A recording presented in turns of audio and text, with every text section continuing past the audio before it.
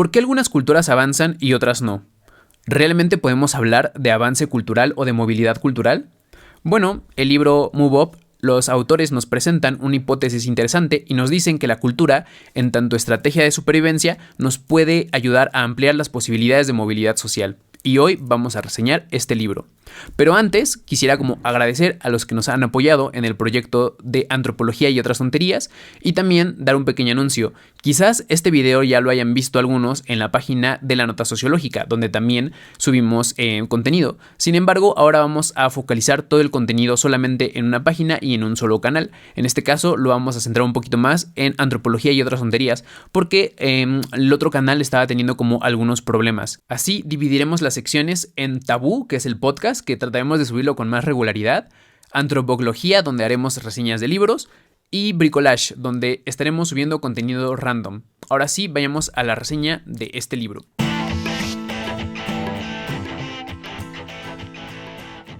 Primero que nada, hay que tener en cuenta que este no es un libro eminentemente académico. De hecho, es un texto más cercano al debate o a la divulgación. Y de hecho, los autores reconocen este mismo sesgo. No obstante, aunque no tenga este peso académico, sí que busca respaldarse de distintas investigaciones en distintos campos, preponderando áreas como la antropología, la biología, la psicología e incluso la economía. Además, el libro cuenta con datos empíricos que le ayudan a respaldar su hipótesis y así presentarnos su tesis. La idea central de los autores es que una cultura con una mayor flexibilidad y predictibilidad amplía las posibilidades de avanzar, por lo que Move Up nos presenta una guía para comparar las diversas culturas de los diferentes países y conocer las oportunidades que estos brindan a sus conciudadanos. Su propósito es que tengamos un marco de evaluación para saber si debemos movernos o qué deberíamos hacer para lograrlo. Pero, ¿cumple con lo que promete el libro? Veamos primeramente cuál es su tesis más fuerte.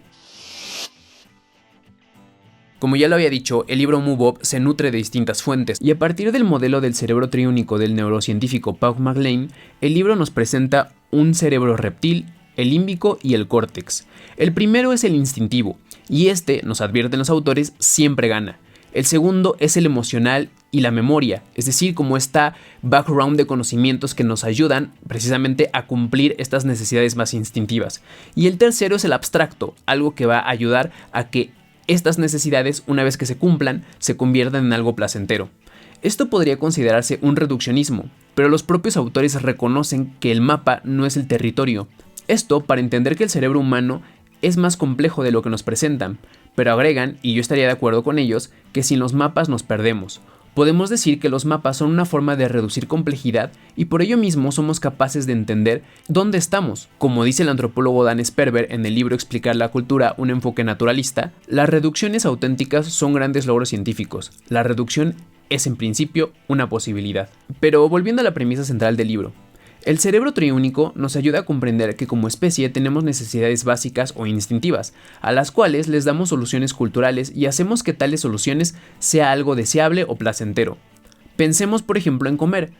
Esta es una necesidad instintiva que culturalmente satisfacemos de diversas formas, por ejemplo, sembrando y cosechando lo que comemos o trabajando para pagar nuestra comida. Y lo hacemos algo placentero cuando la comida se vuelve algo importante en nuestra familia o en nuestro contexto social. Así, el cerebro instintivo nos marcaría la pauta de cuáles son nuestras necesidades más básicas. Por otro lado, el límbico nos ayudaría a cumplir tales necesidades a partir de distintas estrategias y de nuestro background histórico que tenemos para poder hacernos cargo de tales necesidades. Y el cortical o el córtex hace que ese cumplimiento de necesidades se vuelva algo placentero, que le demos sentido a nuestra vida. Es parte de la cultura, es parte de aquello que le damos un sentido propio. Vuelvo al ejemplo de la comida.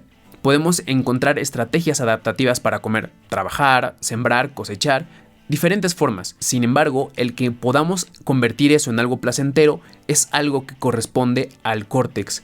Precisamente que a partir de la siembra se creen como rituales que le den sentido a esa forma de sobrevivencia, es lo que permite que algo se vuelva algo placentero.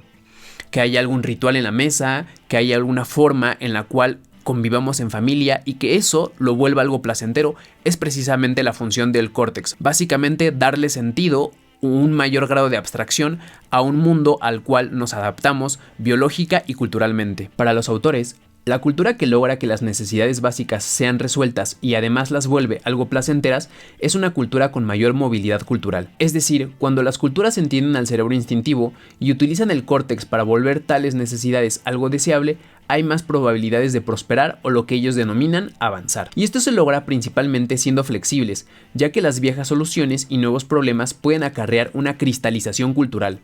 La cristalización es cuando una solución que en algún momento fue buena para la supervivencia se convierte en una ley rígida que se desconecta del contexto actual.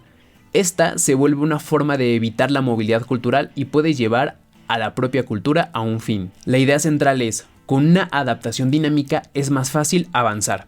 Esta idea de adaptación dinámica incluso la podemos encontrar en textos como Emergencia y Convergencia de Mario Bunge, que es un autor que precisamente habla de cómo la adaptabilidad, que sería básicamente la adaptación, pero algo en constante movimiento, nos ayuda a sobrevivir como especie. Para los autores de Move Up, cuando nuestra cultura no nos permite expresar nuestros instintos de forma adecuada, encontramos una serie de consecuencias negativas.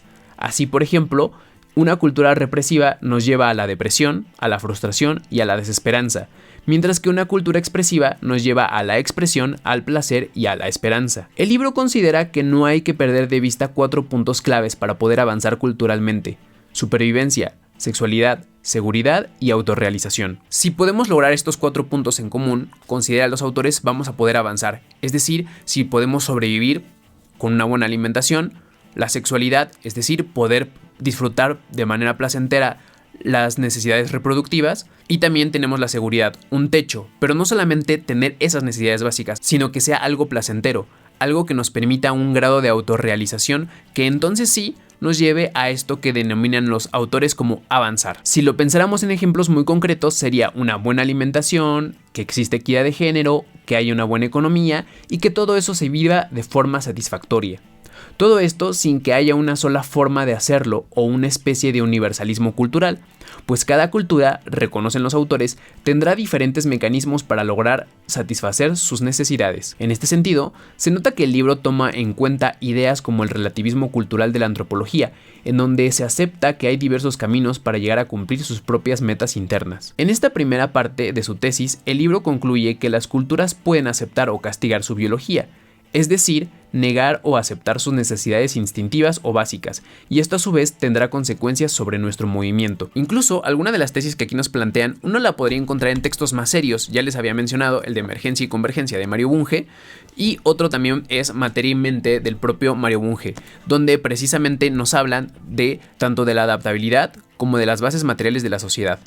O también incluso autores mucho más clásicos, como el propio Engels. Recordemos una cita que hace referencia al trabajo de Marx. Marx descubrió la ley del desarrollo de la historia humana, el hecho tan sencillo pero oculto bajo la maleza ideológica de que el hombre necesita, en primer lugar, comer, beber, tener un techo y vestirse antes de poder hacer política, ciencia, arte, religión, etc.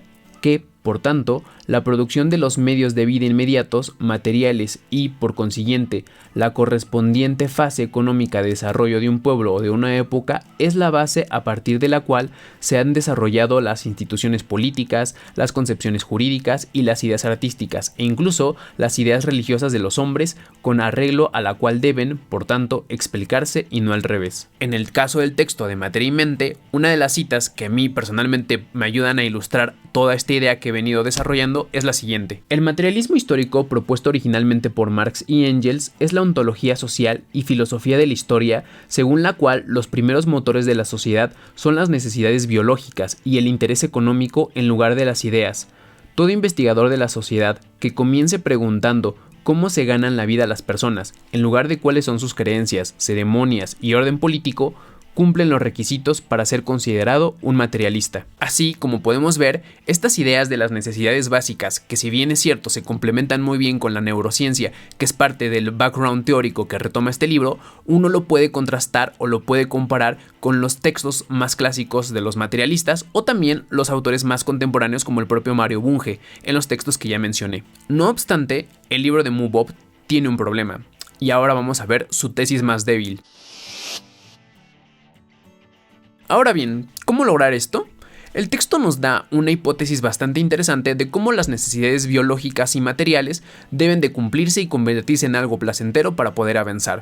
Sin embargo, su respuesta para lograr esto es bastante problemática, pues se considera que los países que avanzan son precisamente los que promueven la libertad, la propiedad, la apertura, la innovación, la creatividad, el mérito y la igualdad. Una cultura que cree estrategias que permitan expresar estos valores de una mejor manera será una que avance mejor. Sin embargo, y aunque el libro trata de complementar el discurso meritocrático con el igualitario, es decir, no puede haber meritocracia sin antes no haya igualdad, esto ideológicamente parece incompatible.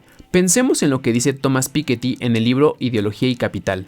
El discurso meritocrático y empresarial es, a menudo, una cómoda manera de justificar cualquier nivel de desigualdad por parte de los ganadores del sistema económico actual, sin siquiera tener que someterlo a examen, así como de estigmatizar a los perdedores por su falta de méritos, de talento y de diligencia. Por eso, aunque el texto de MoveUp intenta complementar la idea de la meritocracia con la igualdad, esto realmente parece bastante incompatible y difícil de conseguir. El libro llega a un callejón sin salida, porque de existir igualdad y mérito, significaría que las necesidades básicas están cubiertas, y ante esto, el libro no tendría ya ninguna enseñanza que dar. Otro problema es que el libro considera que en caso de que tu país no promueva instituciones que faciliten la movilidad cultural, puedes moverte de una cultura a otra, y si bien aceptan que nada está libre de riesgos, que siempre se renuncia a unos beneficios por otros, eso no explica cómo esto es posible en situaciones de desventajas sociales a nivel estructural que rebasan el mero empeño individual. El mayor ejemplo de movilidad es la migración,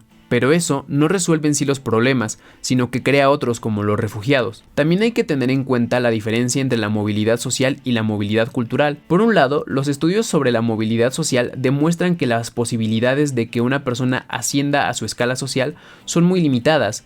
De ahí que la idea de movilidad cultural, como nos la quiere vender el libro, es muy difícil de conseguir, si no es que prácticamente ilusoria. Si quieren profundizar sobre el tema de la movilidad social, les voy a dejar un link del Colegio de México donde precisamente presenta uno de sus informes sobre este tema y sobre las dificultades de poder generar esta movilidad social. E incluso cuando yo leí esa parte me recordó a la película mexicana de Chicuarotes, donde precisamente los protagonistas intentan salir de ese estado, intentan salir de esa región porque precisamente no se sienten satisfechos, porque sus necesidades básicas o no son cumplidas de manera satisfactoria. Sin embargo, topan con pared porque no pueden salir, precisamente porque no tienen esas bases materiales.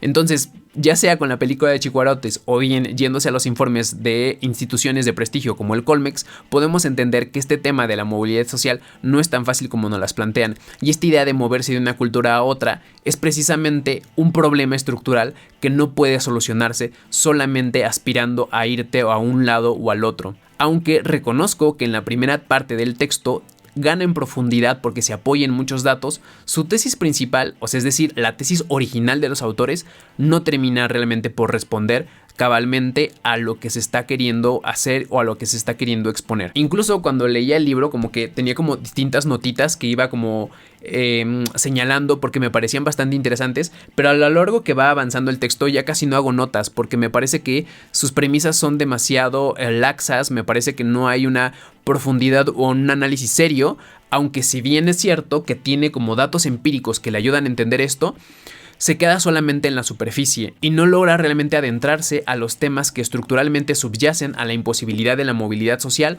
o que, como ellos llamarían, movilidad cultural. El libro me parece interesante porque toca temas que hoy en día se están debatiendo y que todos deberíamos tener la mayor información posible. Así, el libro tiene importancia porque agrega una profundidad biológica sobre las bases materiales tan necesarias para una satisfacción de necesidades, y me parece que nos permite entender de forma didáctica las necesidades biológico-materiales que atraviesan a las diversas culturas. Sin embargo, y aunque me parece ilustrativa la primera parte del texto, conforme uno se va acercando a su tesis principal, la más débil por cierto, ignora ciertos temas como las imposibilidades político-estructurales de cambiar de cultura y todo lo que subyace en el tema de la movilidad social. Por ello, aunque recomiendo el libro como una forma de introducirse a ciertos temas como el de la supervivencia cultural y áreas del conocimiento como la psicología y la antropología, quizá, si tienes algunos conocimientos avanzados sobre estos temas, pueda parecerte un libro completamente ingenuo en su análisis cultural. Lo que sí es que estéticamente el libro luce, pues incluye un glosario con ciertos términos importantes y sus datos empíricos se ilustran de una forma gráfica que permiten entender mejor el punto de los autores. De hecho, algunas de las ideas de este libro, que incluso podríamos encontrarlo en las coordenadas ideológicas más próximas al capitalismo, siguiendo un poco la línea de Thomas Piketty en Capital e Ideología, pues nos vamos a dar cuenta de por qué es tan complicado que se llegue a lograr lo que ellos están planteando, o el hecho de que ignora ciertos elementos estructurales que hacen imposible que se lleve a cabo lo que ellos nos plantean como una idea de movilidad cultural. Por lo tanto, pues sí que recomendaría poder leer el texto de Thomas Piketty de Capital e Ideología y contrastarlo precisamente con el libro de Move Up como una forma de tratar de tener como los dos puntos y contrastarlo además. Además, si quieren también hacer una crítica exhaustiva a las ideas de la psicología evolutiva, que es de algunas de las cosas que se nutre este texto, pues también el de Emergencia y Convergencia de Mario Bunge puede ayudar a contrastar estas ideas. Al final, si elegí este libro como para hacer una reseña, es porque siento que me permitiría como explorar y debatir algunas ideas que me parece que son interesantes a nuestros días y que, bueno, hemos hecho esta pequeña reseña para poder hablar de las premisas, de los textos, y que también creo que tiene algo bastante interesante con estos relatos que retoma, o sea, más bien estos estudios que retoma de las neurociencias para darle un mayor apoyo empírico a las nociones materiales. Claro, uno podría decir, bueno, mejor hay que ir a los estudios principales y no a este texto, pero pues como lo decía, me parece que es un libro que puede servir para introducirse a esas ideas y ya después buscar sus propias referencias. Y bueno, eso es todo reseñando este libro y nos vemos en una próxima reseña.